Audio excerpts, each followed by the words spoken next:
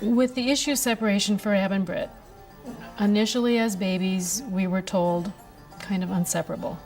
We went with that. For 34 years, Abby and Brittany lived in one body, moving in perfect agreement, thinking side by side, never knowing a moment alone. The world watched them grow, but few understood the silent strength it took to live that way every day. Then something happened that no one thought could ever happen. A risk was taken that could end everything. And now, after the surgery, nothing is the same again. How did they reach the point where separation became possible? What truly happened during those tense hours, no one was allowed to see. Join us as we uncover the moment their shared life changed forever. The rare condition that joined their bodies. Abby and Brittany Hensel were born as a very rare type of conjoined twins known as dicephalous parapagus twins. This condition means two heads on one torso. It is one of the rarest forms of human birth ever recorded. Their case is studied in medical schools because it shows how the human body can develop in an unusual but still functional way. Their story begins before birth, at the earliest stage of life. Identical twins normally form from one fertilized egg. After fertilization, that single egg is meant to split fully into two separate embryos. When this split is complete, two separate babies develop, each with its own body. In the case of dicephalous parapagus twins, the egg begins to divide, but the separation stops halfway. The result is two individuals who are not fully separated. They develop two heads, two brains, and two upper spinal columns, but they share one lower body. This is what happened in the case of Abby and Brittany. From the chest downward, they share a single torso. However, inside that torso, their anatomy is not as simple as one body. Some organs are shared, while others are duplicated. Understanding how their body is arranged explains why doctors believed separation was not possible. They have two brains and two spinal columns at the top. These two spinal columns run down and gradually join into one pelvis. Each brain controls one side of the body. Abby controls the right arm and the right leg. Brittany controls the left arm and the left leg. This division of control is something they learn to manage from infancy through constant practice and cooperation.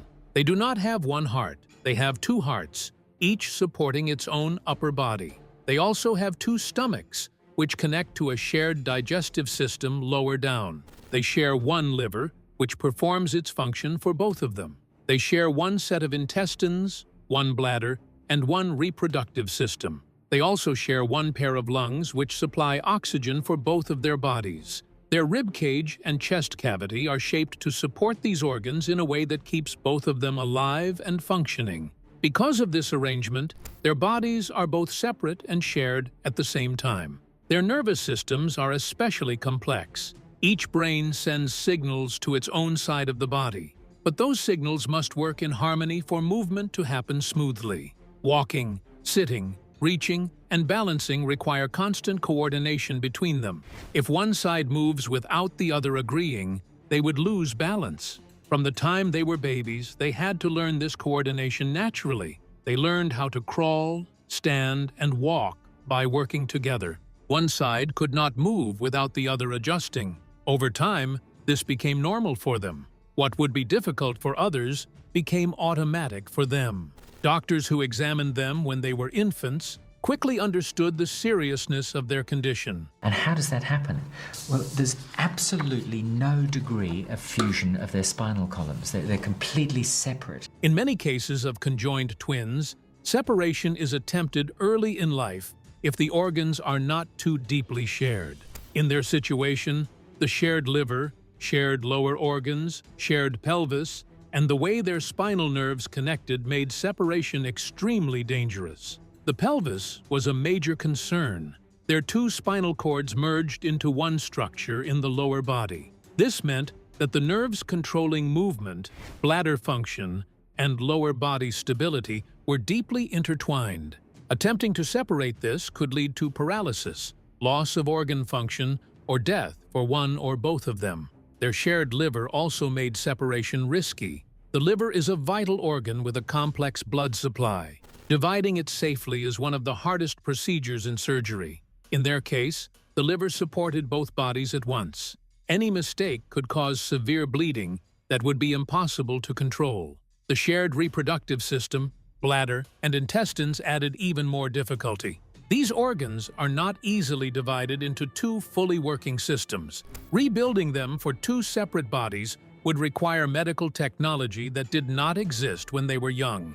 Because of all these factors, doctors reached a strong conclusion early in their lives. Separation was considered medically impossible. The risk was too high. The chance of survival was too low. Instead of planning surgery, doctors focused on helping them live a healthy and full life as they were. As they grew older, they proved that their bodies could function in a stable way. They learned to walk, write, eat, and perform daily activities with impressive coordination. They went to school, learned to ride a bicycle, and later learned to drive a car. Their ability to cooperate made their unusual anatomy workable in everyday life. Medical experts continued to study them over the years. Their case remained an example of how complex and delicate conjoined anatomy can be. Every specialist who examined them repeated the same conclusion. Separation would threaten their lives because too many vital systems were shared in ways that could not be safely divided. For more than 3 decades, this belief remained unchanged. Advances in medicine improved many types of surgery, but their specific anatomy still presented challenges beyond what surgeons believed they could overcome. The shared pelvis, the merged spinal nerves, the shared organs, and the need to rebuild entire systems for two bodies kept the idea of separation out of consideration. For 34 years, one medical truth remained accepted without debate. Abby and Brittany could live full lives, but they could never be separated safely. If doctors were certain separation could never happen, what changed after 34 years? The 72 hours that changed medical history. The operation that separated Abby and Brittany required planning at a level rarely seen in modern medicine. Because of the complexity of their shared organs and nerves, the hospital environment had to be tightly controlled. Access to the surgical wing was restricted. Movement in and out of the area was limited to essential staff.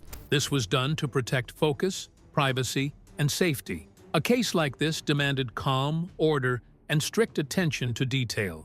A large team of surgeons, anesthetists, nurses, engineers, and specialists worked together. Experts in neurosurgery, vascular surgery, organ reconstruction, and rehabilitation were involved. Each group had a specific role. No single doctor could handle such a case alone. This level of teamwork is common in complex conjoined twin operations where different systems of the body must be handled at the same time. Robotic surgical tools were used for extreme precision. These tools can make movements smaller and steadier than human hands. They are often used in delicate procedures involving blood vessels and nerves.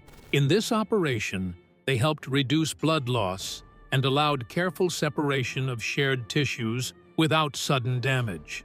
Artificial intelligence systems assisted the team by mapping nerve pathways before and during surgery. These systems can create detailed images that show how nerves connect and where signals travel. This was important because the twins' lower spinal nerves were closely joined. Any wrong cut could cause permanent paralysis or loss of organ control. The mapping allowed surgeons to plan each step before touching the tissue. The first stage focused on separating shared blood vessels in the chest and abdomen. This required extreme care because both bodies depended on stable blood flow. Surgeons had to create new pathways so that each twin would have an independent circulation after the split. Special clamps and temporary support lines were used to control blood movement during this process. As the operation continued, attention moved to the spinal region. This was the most dangerous part. Their two upper spinal columns merged lower down near the pelvis. Surgeons had to gently separate nerve bundles while protecting function. Monitoring equipment checked brain activity, muscle response, and reflex signals every second. The room remained quiet, except for machine sounds and brief technical communication. During this long process, a crisis occurred. Abby's heart rhythm became unstable and then stopped. Immediate resuscitation steps were taken. Cardiac specialists worked quickly to restore her heartbeat while the rest of the team maintained stability for Brittany. This moment showed how fragile the situation was. A delay of even a few minutes could have ended the operation. Her heartbeat returned, and the work continued without pause. The next phase involved organ reconstruction. Because they shared a liver, intestines, bladder, and reproductive system, new structures had to be created for each twin. The physiology of a body is very complex, especially when it comes to female reproduction. It's not simply organs, but it's regulated by several centers in the brain. Surgeons divided the liver carefully, ensuring both sides kept enough tissue to function. Artificial support materials were used to rebuild areas that could not be naturally separated. These materials are designed to work safely with the human body and allow healing over time. Breathing support systems and controlled anesthesia kept both twins stable while the reconstruction continued. Every change in blood pressure, oxygen level, and nerve response was monitored closely. Teams rotated to prevent exhaustion, but the plan remained steady and organized. As the hours passed, the surgical field slowly changed. What was once a single connected lower body began to take the shape of two. Muscles were separated and reattached. Skin grafting techniques were prepared for closure. Synthetic support layers were added where natural tissue was not enough. This careful rebuilding was just as important as the separation itself. Finally, the last stage focused on the pelvis and legs. This required dividing bone structure and reconstructing support for two independent lower bodies. Special orthopedic tools and stabilizing frames were used. Each movement had to protect balance and long-term mobility. When the separation was complete, two surgical tables held two patients for the first time. Vital signs were checked again and again. Independent blood flow, breathing, and nerve responses confirmed that both bodies were functioning on their own. The long process ended with careful closure of surgical sites and transfer to recovery rooms. The operation had succeeded, but the condition of their minds and bodies after such a change remained uncertain. But surviving the surgery was only the beginning. Could their minds accept a life no longer shared? Learning to live in bodies that felt foreign. The period after surgery was more difficult than many expected. During the first month, neither Abby nor Brittany could move without assistance. Their muscles were weak from the long operation. Their nerves had to adjust to controlling a body that no longer required cooperation with the other. Breathing exercises were the first step. Sitting up, turning the head, and lifting an arm required effort. Actions that most people do without thinking became daily challenges. Nurses and therapists stayed close at all times to prevent strain and injury. The emotional effect was just as strong as the physical one. For their entire lives, they had felt constant physical closeness. Now there was space between them. This caused deep distress. They often felt as if part of their body was missing. Their brains needed time to accept the new reality. To reduce anxiety, mirrors were placed in their rooms. When they looked up, they could see a familiar face. This helped their minds adjust slowly. Therapists also recreated familiar sounds and routines from their past life to make the environment feel less strange. After 6 weeks, they were allowed to meet in person. This was the first time they saw each other as separate individuals. The moment was quiet and emotional. They reached out to touch hands, confirming that both were still present and alive. Physical therapy became more intense after this meeting. They practiced sitting without support, then standing with braces. Walking practice was painful because their muscles and nerves were learning new patterns. Each step required balance that they had never needed before. To help them feel connected at night, a video system was placed in their rooms. They could see each other at any time. This simple support reduced fear and helped them sleep. Gradually, their confidence increased. Months passed with daily exercises. They learned how to hold objects, how to turn, how to sit comfortably, and how to lie down alone. Their therapists guided them through every action with patience. Progress was slow but steady. By the end of the year, a major milestone arrived. On the first day of January, they were able to take independent steps without support. Medical staff watched closely as they walked carefully across the room. This moment showed that their bodies were adapting. Rehabilitation continued with focus on strength, balance, and independence. They recorded their progress to see improvement over time. Each small success built confidence. When they finally left the hospital, a new challenge was waiting, a life that no longer fit the way it used to be. Family, marriage, and an identity crisis. Abby and Brittany Hensel have always lived in a way that required constant cooperation. Their shared body meant shared routines, shared space, and shared decisions from childhood into adulthood. As they grew older, this closeness shaped not only their physical life, but also their emotional and family life. Every change in one sister's world affected the other in direct ways. A major turning point came when Abby married Josh Bowling in the year 2021. This marriage was a real and documented event. Photos later shared publicly confirmed that Abby had entered into a legal marriage. This created a new situation that their family and even legal experts had never faced before. Because Abby and Brittany share one body, the question of marriage raised complex issues. Legally, Abby was recognized as the wife. The marriage certificate carried her name. This did not remove Brittany from the situation physically or emotionally, but in legal terms, the relationship belonged to Abby. For the first time in their adult lives, official documents recognized one sister in a role that did not equally apply to the other. This situation required careful understanding within the family.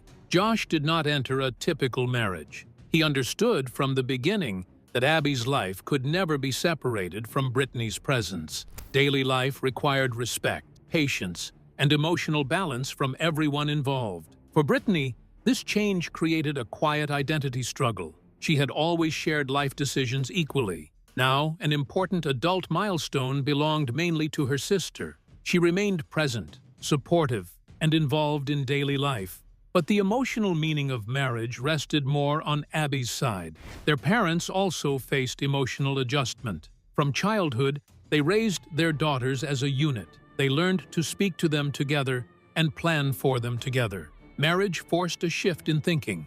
They had to recognize Abby's new role while still treating both daughters with equal care. This balance was not simple. It required time, honest conversations, and patience. Their younger sister Morgan also reacted strongly to these changes. Growing up, she saw Abby and Brittany as one team. Seeing Abby move into a new stage of life that did not fully include Brittany felt unusual. Morgan had to learn that adulthood would not look the same for both sisters. This brought tension at times, but also deeper understanding as the family talked through their feelings. Because of these emotional pressures, the family sought guidance from counselors. Therapy helped them express feelings that were difficult to explain. It allowed each person to speak openly about confusion, sadness, and hope. This step helped the family adapt to a new structure without losing closeness. As time passed, Abby's married life settled into a rhythm. She continued working as a teacher. Daily routines remained familiar, but now included her husband as part of the household. Brittany remained part of that environment, sharing the same physical space, but processing her emotions privately. Public attention made everything more intense. Many people asked personal questions about how marriage worked in their situation. The sisters chose to keep many details private. They focused on protecting their peace rather than answering public curiosity. For Brittany, this period brought a quiet feeling of being left behind.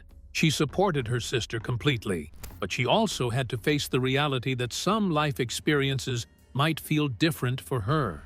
This did not create anger between them, but it created moments of reflection and emotional growth. Their bond remained strong, but their personal identities were becoming clearer.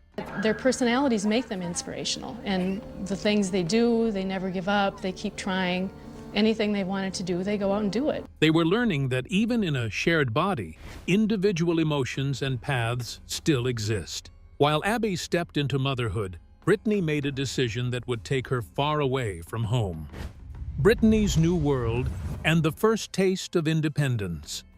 As Abby settled into married life, Brittany began to focus more deeply on her own interests and personal growth. Even though they share one body, they have always had different tastes, thoughts, and preferences. This period of life allowed Brittany to explore her individuality more openly. Brittany showed strong interest in science, health, and how the human body works. Over time, she became involved in educational and awareness activities connected to medicine and rare conditions. She worked with groups that focused on understanding conjoined twins and supporting families facing similar situations. This gave her a sense of purpose that belonged clearly to her.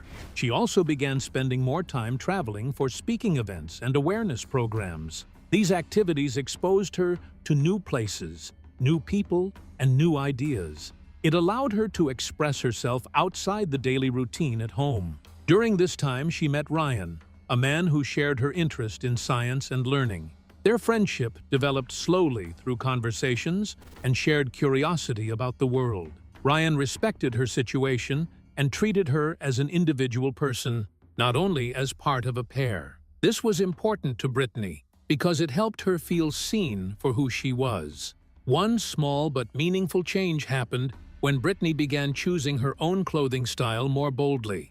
Abby had always liked bright colors, especially red. Brittany began choosing darker shades and different designs. This may seem simple, but for them, it was a sign of growing independence. Clothing became a way to show personality without words. Shopping also became an expression of choice. Selecting items based on her own taste allowed Brittany to feel a sense of control that was sometimes difficult in a shared body. These small decisions added up to a stronger personal identity. Living without shared decisions is not fully possible for them, but Brittany learned to speak more clearly about her preferences. She became more confident in saying what she liked and what she did not. This improved their communication and strengthened their understanding of each other.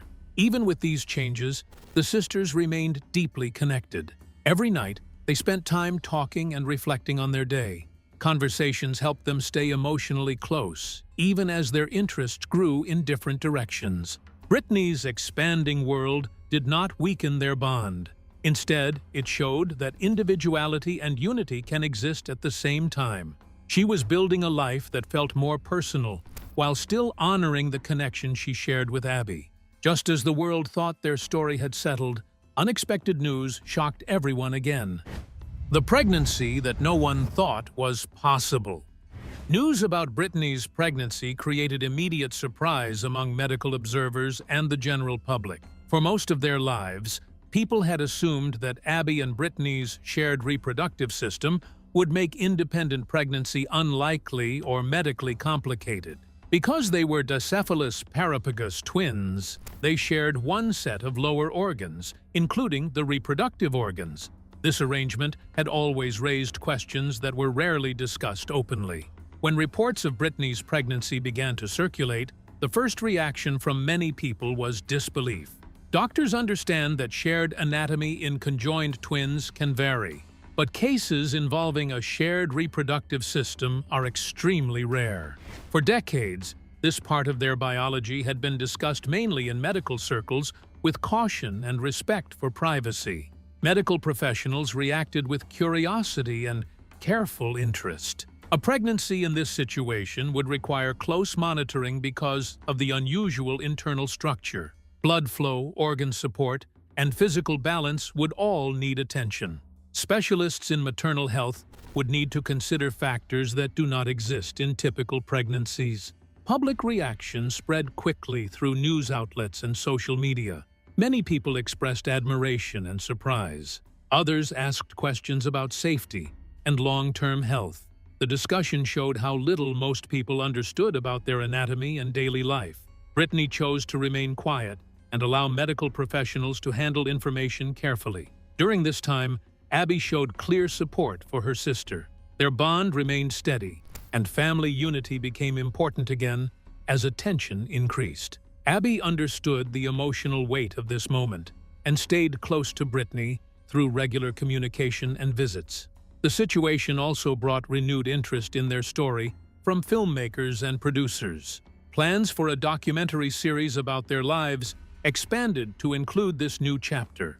The goal was to allow them to present their experience in their own way, rather than allowing public imagination to create false ideas. Cameras followed selected moments under strict privacy rules. At the same time, Abby began planning a personal medical procedure for herself.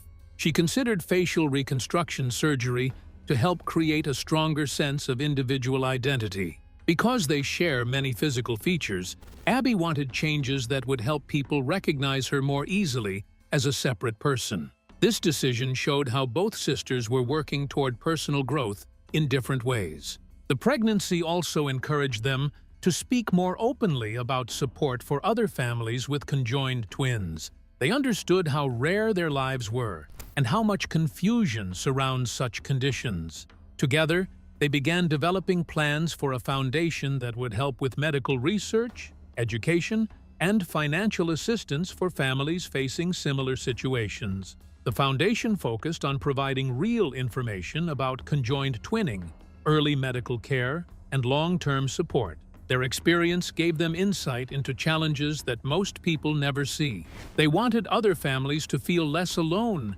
and more informed when facing difficult decisions. As Brittany's pregnancy progressed, careful monitoring continued.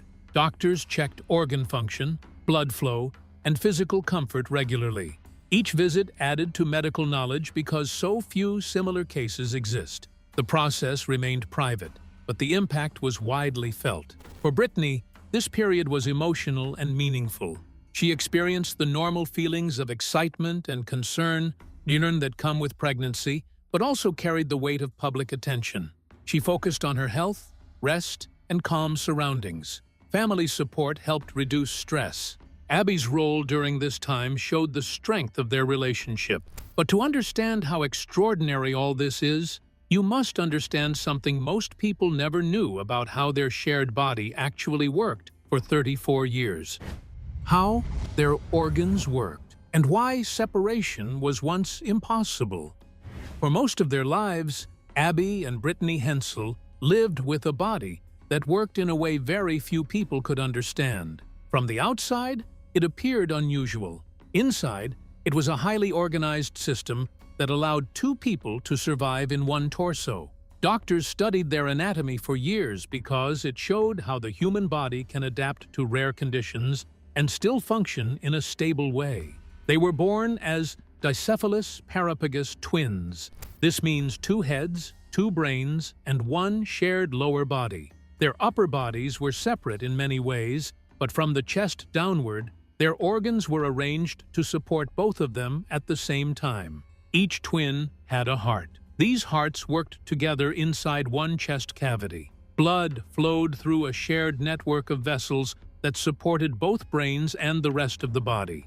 This system had to remain balanced at all times. If blood pressure changed for one, it could affect the other. Their bodies learned to regulate this naturally as they grew. They had 2 stomachs. Each twin could eat and feel hunger separately. Food from both stomachs moved into one shared digestive system lower down. They shared 1 liver, 1 set of intestines, 1 bladder, and 1 reproductive system. This meant that digestion, waste removal, and hormone balance happened in one combined pathway for both of them.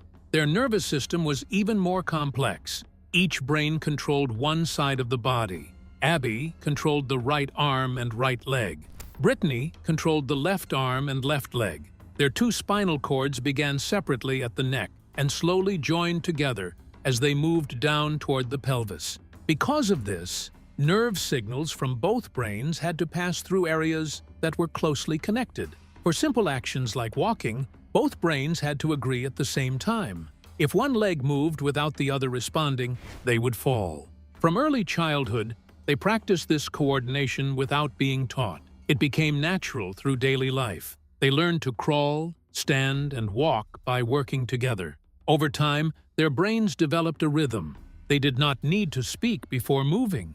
Their nervous systems adapted so well that actions became smooth and balanced. This level of coordination is rare and shows how flexible the brain can be. The pelvis was one of the most important reasons doctors believed separation could not be done.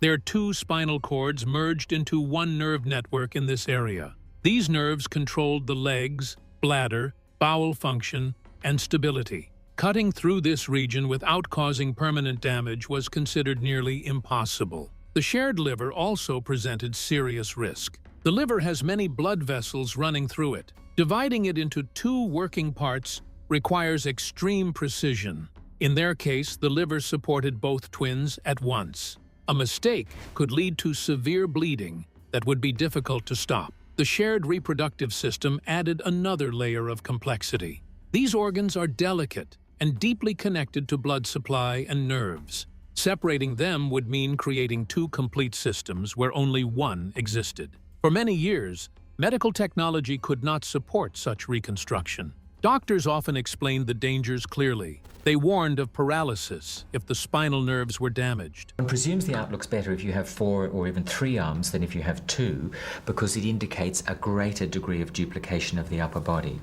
Abby and Brittany had 3, and that may have something to do with why they're doing so well. They warned of brain damage if blood flow changed suddenly. They warned of death if organ division failed or if infection occurred after surgery. These risks were not small. They were serious enough to stop any discussion of separation for decades. Because Abby and Brittany were healthy and able to live full lives together, surgeons did not see a reason to attempt a dangerous operation. The goal of medicine is to improve life, not to take unnecessary risks. Since they were stable, the safest decision was to allow them to continue living as they were. As years passed, improvements in medical imaging, robotic tools, and nerve mapping changed what surgeons could see and do. Still, their case remained one of the most difficult examples in medical study. Many experts believed it would remain impossible throughout their lifetime. Two brains shared control without confusion. Shared organs supported two lives without failure. Coordination between them became so smooth that most people forgot how much effort it required. For more than 30 years, this shared system worked without major breakdown. From one body to two lives, Abby and Brittany did not just survive the impossible, they rewrote what medicine believed was impossible. If you enjoyed this video, like and subscribe, and also click the next video shown on your screen.